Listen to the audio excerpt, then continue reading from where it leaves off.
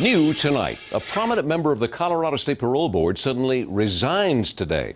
It's in direct response to a CALL7 investigation, questioning his honesty in dealing with an employee's money. CALL7 investigator John Ferrugia breaking the story. John, this has to do with his role as board president of a local museum. That's right, Mike. The museum employee had a court-ordered garnishment of her wages, paying off a car debt. Now, her boss, Dr. Anthony Young, took the money from her bi-weekly check, but our investigation has found he failed to send thousands to the collection agency. So we're asking him, where's the money? The Black America West Museum is a small jewel in the community that showcases legendary African-American cowboys and the contributions of Black Americans to the culture of the American West. I keep up with daily reports, daily receipts. I do the monthly reporting to Dr. Young. When I first met Naomi Mills, she was office manager of the museum, working for the board president, Dr. Anthony Young. Young had direct control of museum funds and wrote the checks. That's important because Naomi showed me her payroll check stubs, making clear that the museum, beginning in January 2013, was garnishing her wages for about $600 per month, sending the money to a finance company for a car Naomi bought but could not afford. And so I gave the car back.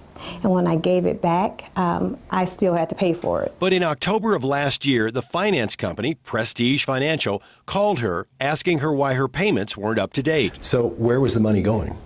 I have no idea. We obtained her Prestige account statements and found that while Dr. Anthony Young was garnishing her wages for about $600 a month, he was sometimes passing along nothing to the finance company, and other times sending far less than the amount garnished, shorting Naomi's account of thousands of dollars. For example, museum payroll records show that in January of 2013, her checks were garnished for more than $673. In February, for more than $613.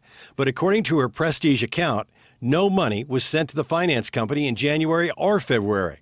In fact, the first payment of the year was sent in March for $322.86. I'm concerned because my name was on some of those checks and I don't see it there. Genevieve was treasurer of the museum for a short time last year. She is a longtime professional friend of Dr. Anthony Young, and they both acknowledge they also had a personal relationship. She says she wrote checks and gave them to Young to be mailed. But now I don't see it there. Yeah.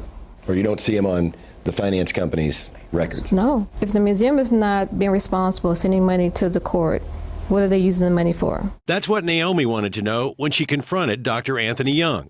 His response? He would come and give me money and say, hey, this is money that I want you to have because I know you're struggling, but I had to sign a piece of paper stating that I received this money. From him? From him. It was also then, she claims, that he intensified what was their personal relationship, a relationship he denied to us.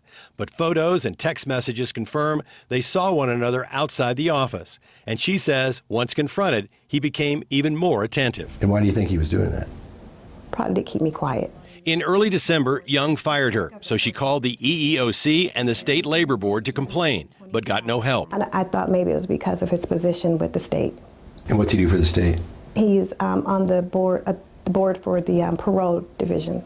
That's right. Dr. Anthony Young is on the State Parole Board, appointed by the governor, making more than $92,000 a year, judging the honesty and integrity of those who want out of prison. In fact, until recently, he was chairman of the parole board. That was very concerning for Naomi Mills because she is currently on probation from a legal case last year and has a past criminal record. And Young knows that. Hey, Dr. Young. I'm John Ferrugia. As you know from over Channel 7, we've been wanting to talk with you.